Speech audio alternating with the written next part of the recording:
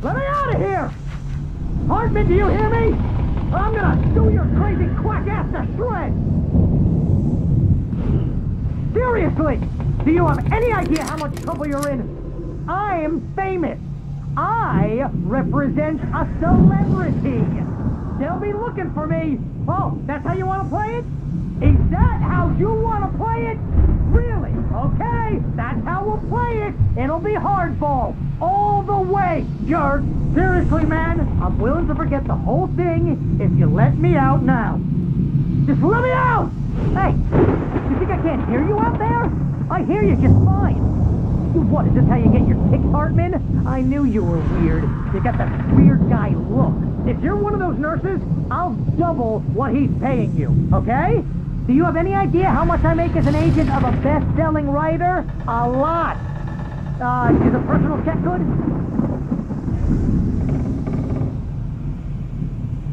Barry?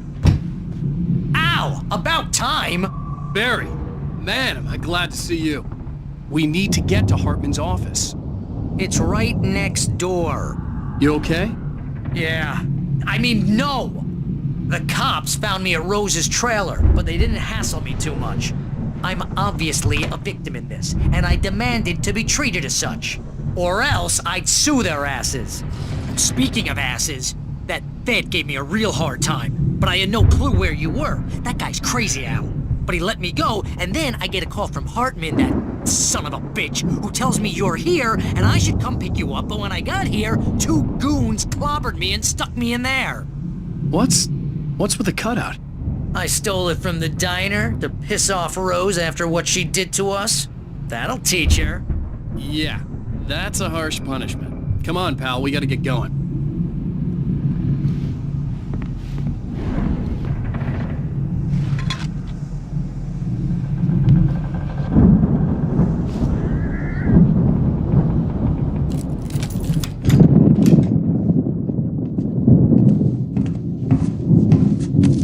All the pages I had on me. And more.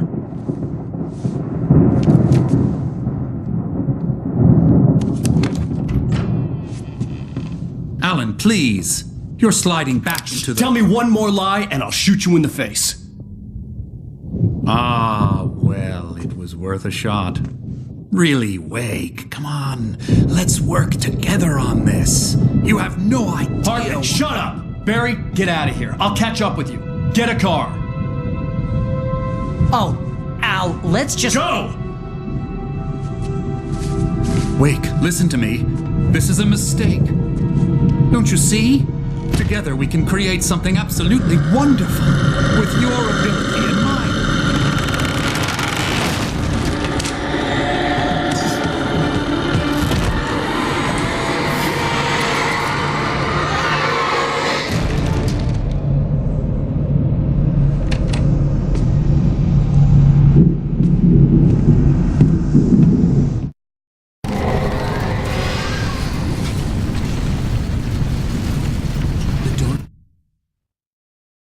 Hartman followed the fall of Alan Wake with his binoculars. When the rider hit the water, he ordered Jack to take the boat to him. The spot was easy to see in the dark, even with all the extra lights in the boat. The flare floated and kept burning even in the water. Jack turned the radio louder as the engine sputtered. The music was rough and clanking, something the Anderson brothers would no doubt have enjoyed. But Hartman chose to ignore it. Wake was finally within his reach. On me in a moment. I had to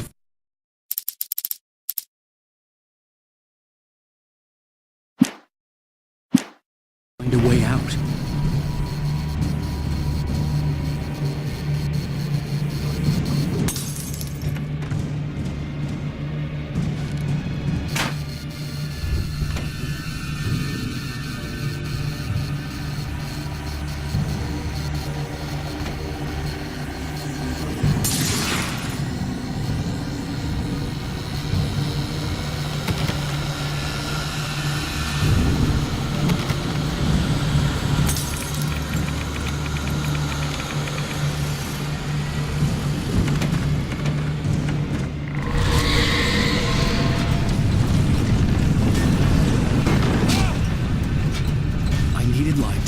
possessed bookshelves out of my way.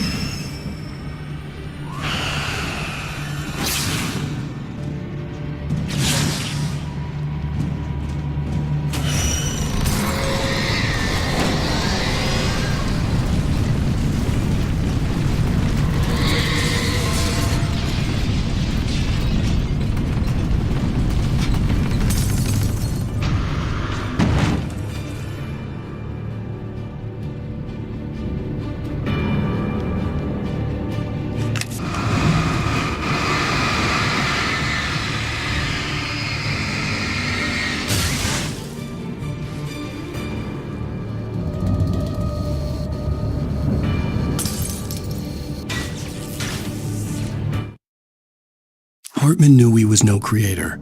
He had no ambitions on that front, and he certainly didn't want to end up like every artist he had worked with here, damaged in ways that were hard to describe, or worse.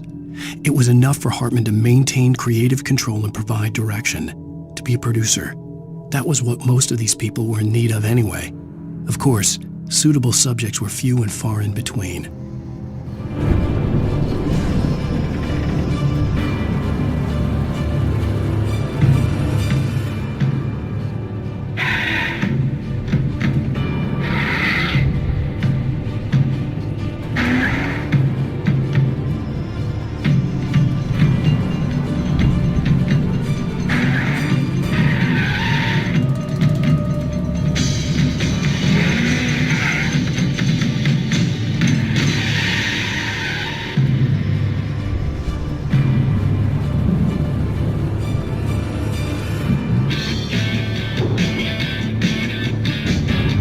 Access to thousands of applications?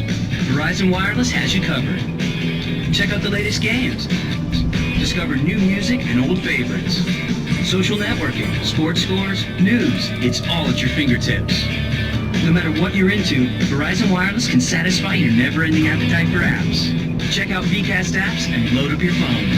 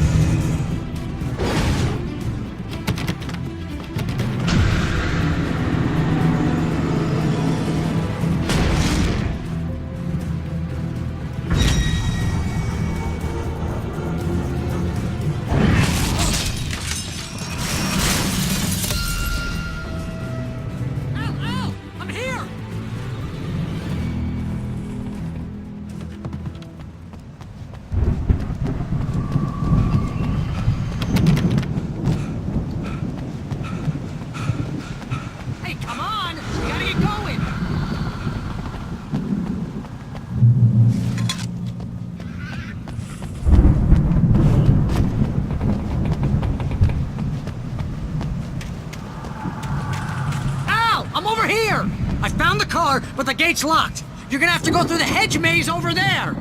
Barry, I don't have a light. Take this, Al! Oh, God! Look at the house, Al! Look out!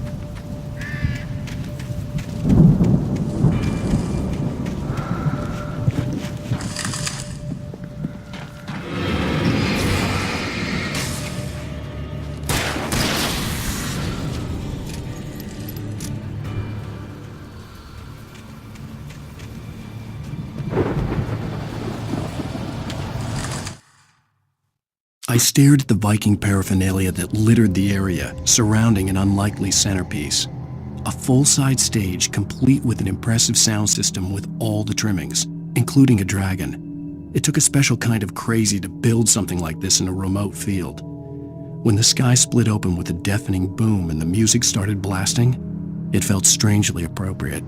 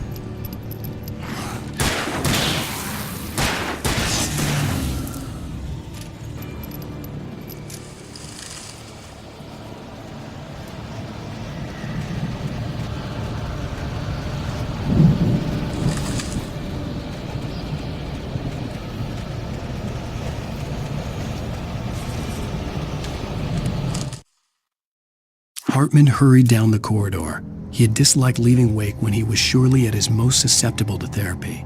But this was not an ordinary storm. Wake had been writing, and he had woken something up in the depths of the lake. Now, it was coming for him. Hartman had naturally prepared for a situation like this. The idiot brothers would keep Wake distracted while Hartman double-checked everything, just to be sure.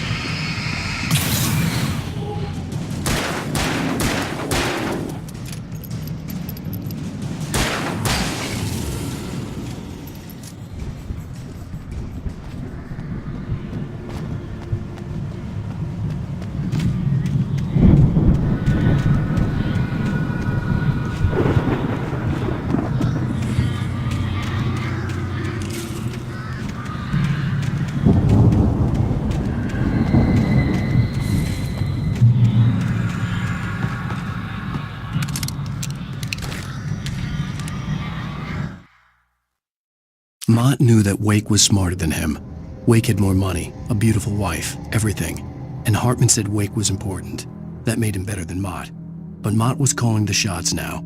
He'd expected Wake to whimper and grovel, but instead, he seemed willing to fight. Mott knew he'd gotten under Wake's skin. If only Mott actually had his wife.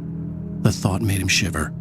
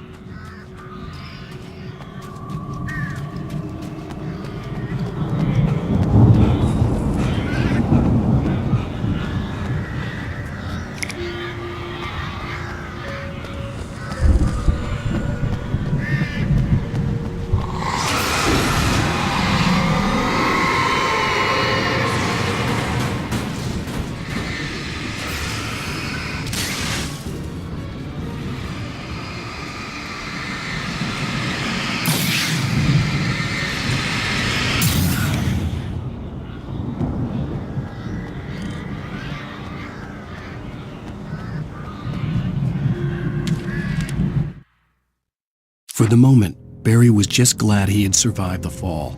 He had been separated from Al, and there was no easy way to climb back up. He told himself he'd be okay in the gloomy forest at night. He would just have to wait for a while for Al to find his way down. Barry turned when he heard the heavy footsteps and saw the movement. The man-shaped shadow lunged at him from the bushes, an axe held high. Barry screamed and threw up his hand. The world exploded.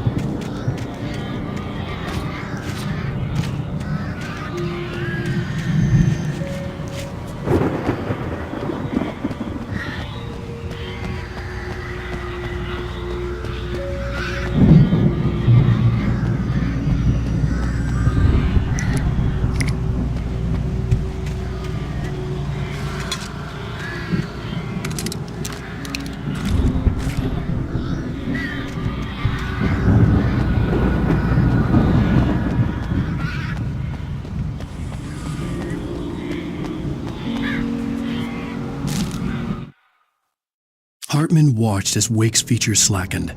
The man was bullheaded, no doubt.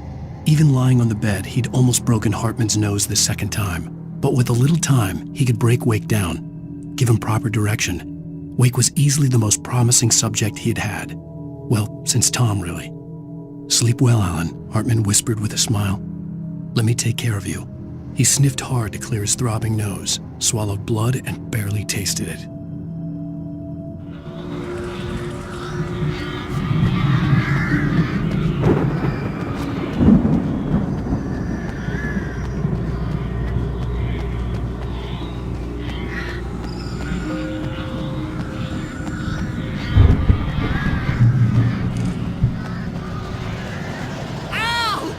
alive! Let's get out of here. Can you open this gate?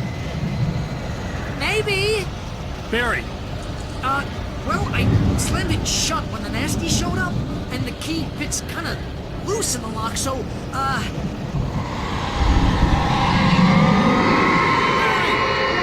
find it, don't worry about it!